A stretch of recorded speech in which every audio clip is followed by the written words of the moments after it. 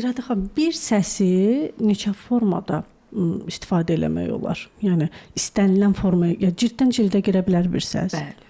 İstənilən sayıya qədər. Məsələn, bilirsiniz də bu daha çox səsi təqlid edənlər var, parodistlər deyirlər. Görürsüz neçə səslə. Məsələn, mən də nə qədər adam parodiya edə bilirəm.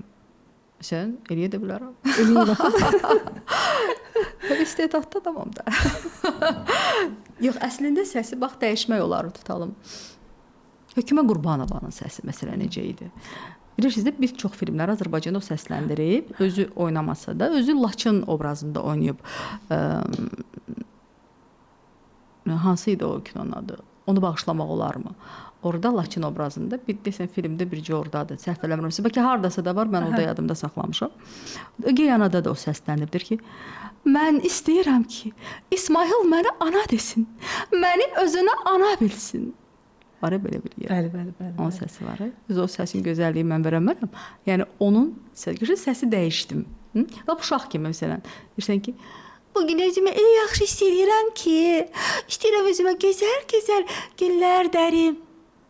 Görürsün, səsi dəyişdim. İradə xanım necə məşq eləyib də? Səsi dəyişir. Baxın, bir sözü götürün. Həmişə deyirəm, deyin ki, mən gedirəm. Adi, duyğusuz bir sözü. Mən gedirəm. Əsəblə deyin. Gülərək deyin, istehza ilə deyin. Və yaxud qışqıraraq deyin, sevinərək deyin, həyəcanla deyin, pərt olaraq deyin. Bir sözü müxtəlif duyğularla deyin. Səsinizlə oynayın, məşq edin. Görəcəksiniz ki, başqa bir adam yaradırsınız. Mənim bir tələbəm var, şeir oxuyur, Cəlil Cavanşirin şeirini. Deyir ki, açarı qoy get, qapını bağlama, gələn olacaq. Belə oxuyur. Deyirəm, elə demək, yandırmır. Denən ki, açarı qoy get, qapını bağlama, gələn olacaq. Qoy cız eləsin. Bu yazıq bunu ona görə yazıb axı ki, açarı qoy get, gələn olacaq. Görürsünüz, vurğu var. Əslində heç kimin səsi gözəl deyil. Kim səsindən necə istifadə edir? Kim səsindən necə istifadə edir? Bəli.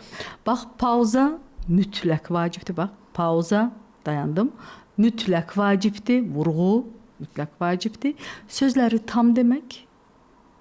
Tam demək nə deyirik? Yəni tələffüzü düz eləmək, əziyyətini çəkmək sözün.